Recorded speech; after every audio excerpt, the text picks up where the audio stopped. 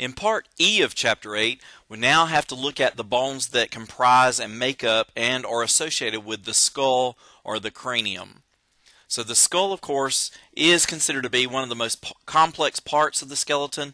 There are 22 bones that are actually formed by immovable joints, are called sutures. 8 of them are actually considered to be cranial bones. These are the 8 bones that actually enclose the brain, and there are nervous tissues that are in association with these bones. In association with the skull, you also have other cavities like sinuses. You have orbits for the eye to sit in. You have the nasal cavity, of course, for breathing, and the oral or buccal cavity for chewing and mastication. The paranasal sinuses are there to lighten up the skull. If the skull was solid, it would weigh really heavily on the body. So to lighten the anterior portion of the skull, we have the sinuses, and they also allow and add to the resonance of your voice. So the resonating structure of the voice is because of the paranasal sinuses.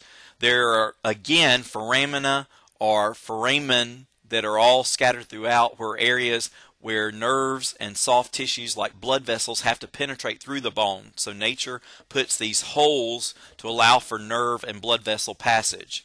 The other 14 facial bones do not come in contact with the brain. They're only there, most of them, to support the teeth or to give attachment for facial muscles or the muscles for mastication or chewing. So if you notice the figure, the cranium holds and actually encloses over the actual brain. So each lobe of the brain is associated with an area within the cranial case or brain case. So notice that it has 2 parts to it. The upper part that you would usually see in an autopsy, or like in some of the movies where they take the skull cap off, that's considered to be the calvera, and then the actual brain would rest in something called the cranial base. So each fossa holds a certain area of the brain. Notice that the anterior cranial fossa holds the frontal lobe, the middle cranial fossa holds the temporal lobes, and the posterior cranial fossa holds the cerebellum. And again, there's not very much room between the actual nervous tissue, the outer surface of the brain, and the bony tissue of the skull. So if we're looking at the cranial bones, you have one frontal bone, you have the only paired, which are 2 parietal bones. So there's one here, there's also one on the opposite side. You have 2 temporal bones, so you have one here, you have the other one, of course, on the opposite side. In the back, you have the occipital bone, and then you have the sphenoid and the ethmoid bone.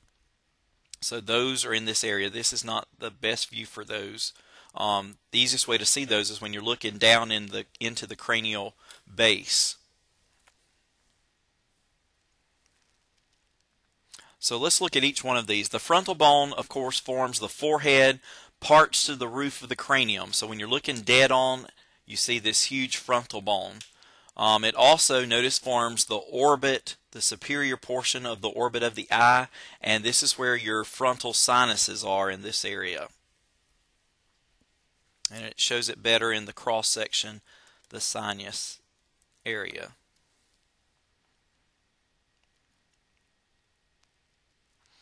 The 2 parietal bones, so again, these are paired, each one forming most of the roof of the cranium and the lateral walls of it. You have 4 of the sutures that border around the parietal bone. So you have the sagittal suture, you have the coronal suture, and the lambdoid suture. And then if you look in the cross section, or the side view, you can see the squamous suture that runs in between the parietal and the temporal bone. Notice the sagittal in the bottom figure. You have the sagittal that separates right down the middle. You have the lambdoid that separates the parietal here at the back from the occipital, and then you have the coronal that separates the frontal bone from the 2 parietals. So it runs across the front. And you do need to know the 4 major sutures. So 3 of them you see in one figure. the squamous, you have to look in the right lateral view or the left lateral view to see that suture. The temporal bone, again, houses the external acoustic meatus. There's the mastoid part of it, so where the mastoid process sticks out, you have something called the sternocleidoid mastoid muscle that attaches there behind your ear to the mastoid process as one of its origins. Also, the mastoid notch allows the digastric muscle, a major chewing muscle of the jaw, to attach to the temporal bone. The zygomatic part of it, if you notice that it extends out, so you have something called the zygomatic process of the temporal bone that forms part of your cheekbone or the zygomatic arch. So you do have the zygomatic process that extends out.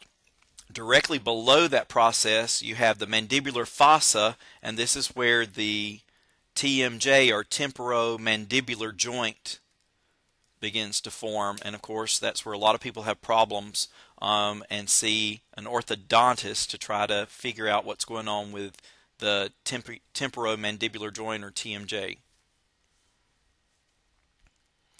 The cranial floor, I told you it was easier to see some of the things that were there. So you have the internal acoustic meatus and also an opening there for one of your cranial nerves, the vestibulocochlear nerve. The middle and the inner ear cavities are in this area.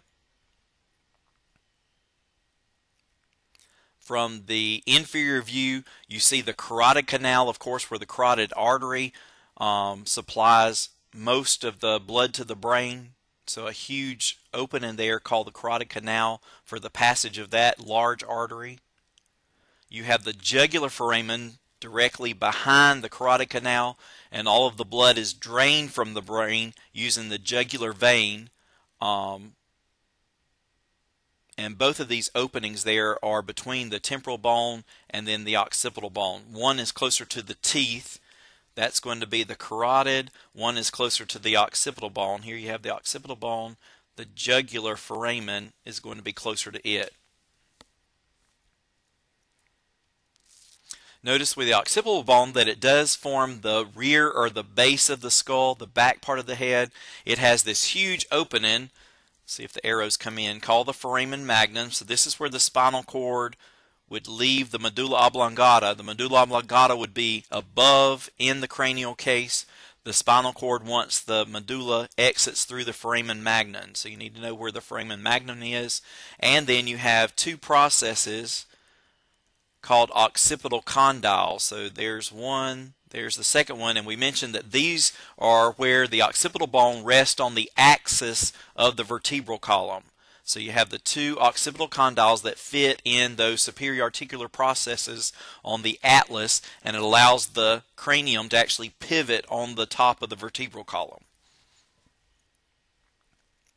The sphenoid bone is a really irregular bone. If you notice, it has a lesser wing to it. It also has a greater wing.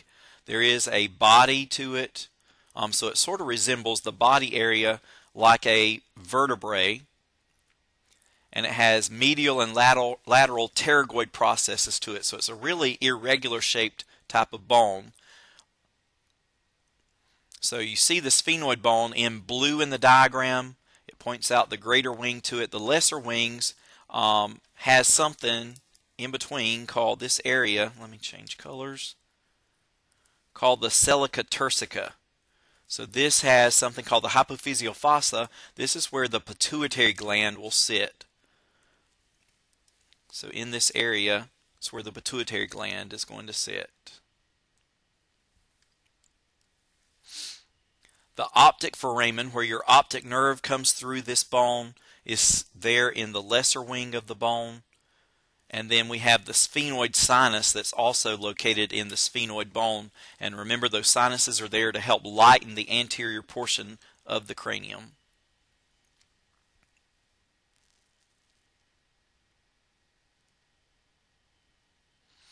The ethmoid bone can be seen between the orbital cavities of the eye sockets, so it forms the lateral walls and also the roof of the nasal cavity. It consists of a cribiform plate, so you have the plate that runs across there, I think the arrows go in, and also something called the crista galli, So again, there will be another view of that. It's filled with ethmoid air cells, so these create the ethmoid sinuses, and again, these help lighten that area of the skull. There's also this perpendicular plate here that forms the portion of the nasal septum, and there's also these little extensions, these little curvatures to the bone that form something called turbinates or conchae. So these will be found on the lateral wall of the nasal cavity. They help increase the surface area. So as your mucosa lining of the nasal passageway covers over these bones, it allows more air to come in contact with the mucosa so that the mucus will trap the inhaled air particles and keep it out of the lungs, hopefully. So you have the perpendicular plate, you have the conchae or turbinates that are created on the exterior wall. We'll come back to the cribriform plate and the crista galli. Those are easier seen in the inferior section of the cranial base, so it's better to look at that, I guess, in lab where you're actually looking at the cranial base. The other bones that are left are considered to be the 14 facial bones. So remember, these have no direct contact with the brain or the coverings on the brain called meninges.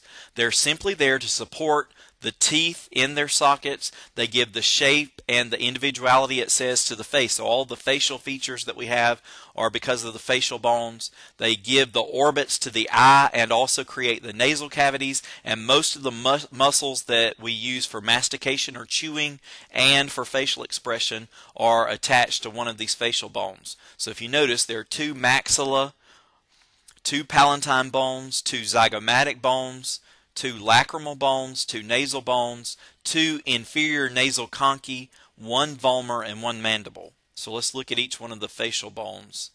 The maxillary bones, of course, form the upper jaw. This is where the teeth attach in the upper portion of the mouth. The teeth are held in alveolar sockets within the maxillary bones. It forms also the inferior medial wall of the orbit of the eye. You see the anterior 2/3 of it, so if you feel directly behind your incisors on the roof of your mouth, you feel a hard structure, of course, creating the hard palate. And this a lot of times is genetically malformed, and you wind up with either a cleft palate or a cleft lip. So the palate is formed there to separate the buccal or the oral cavity from the nasal cavity so that while you chew, you can also breathe.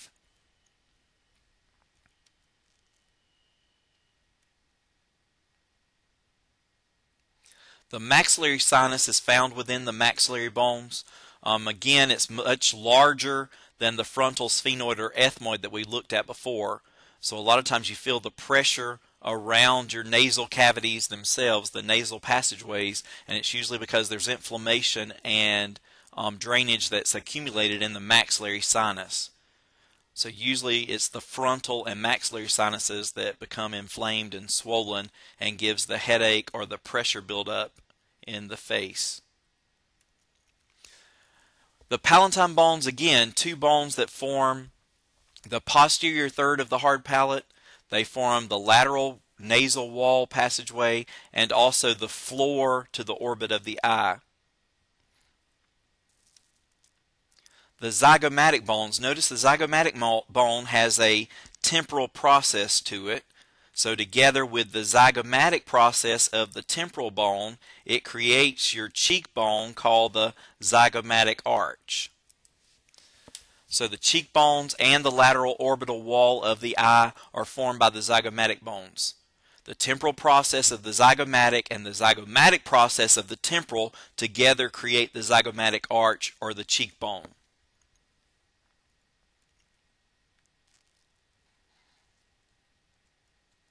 The lacrimal bones form the medial wall of the orbit of the eye. This is where you have the lacrimal fossa, where your tear duct or the lacrimal sac sits, collects the tears go over the surface of the eye, and then drain into the lacrimal sac, into the nasal cavity. So this is why when you cry, you usually have the sniffles associated with it. The nasal bones form the bridge of the nose. A lot of times in fights, the nasal bone can be driven directly into the brain itself and damage the nervous tissue. It's there, though, to support the cartilages that actually shape how the nose looks.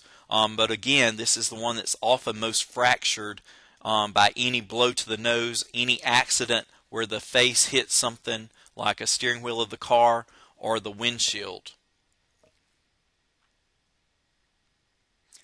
You have the inferior nasal conchae. There are 3 conchae altogether, but the superior and middle are part of the ethmoid bone.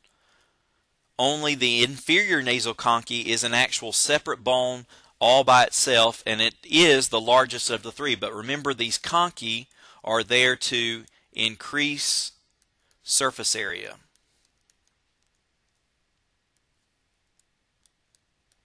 So again, as the mucosa lining of the nasal passageway goes over the surface of these conchae, it allows to increase the surface area, allows the mucus to trap dust, pollen, other antigens, other bacteria or viruses that you're breathing in the air, trying to keep them out of the upper part of the lungs, the upper respiratory tract, and definitely from getting deep within the lung tissue to cause pneumonia or other types of infection. The vomer bone actually forms the inferior half of the nasal septum. So a lot of times this is what they have to scrape the vomer bone, and the best view is in the direct anterior view of the skull, where you're looking directly at the nasal bone above and then the vomer bone creating the septum. So this is where the rest of the supportive cartilages on the tip of the nose are attached and create the nasal septum. The mandible is the only movable bone. This is again seems to be where a lot of the trouble is with the jaw, forming the temporomandibular joint or the TMJ joint. By design, though, it's there to hold the lower teeth and allow for the large muscles used for chewing or mastication to take place. So you have the temporalis muscle and the masseter muscle that are attached to the mandible. You have 2 different foramen that are there that allow nerves and blood vessels through the mandible. So you have the mandibular foramen directly in association with the coronoid process and the back portion of the mandible. Then on the front area you have the mental foramen for those nerve and blood passageways. Bones that are just associated with the skull, of course, you have 3 tiny bones that form in the middle ear, called the malleus, the incus, and the stapes. Then in your neck region, directly superior to your larynx or voice box, you have a very slender bone called the hyoid bone. It doesn't articulate or attach with any other bones. It's suspended by ligaments and muscles within the neck.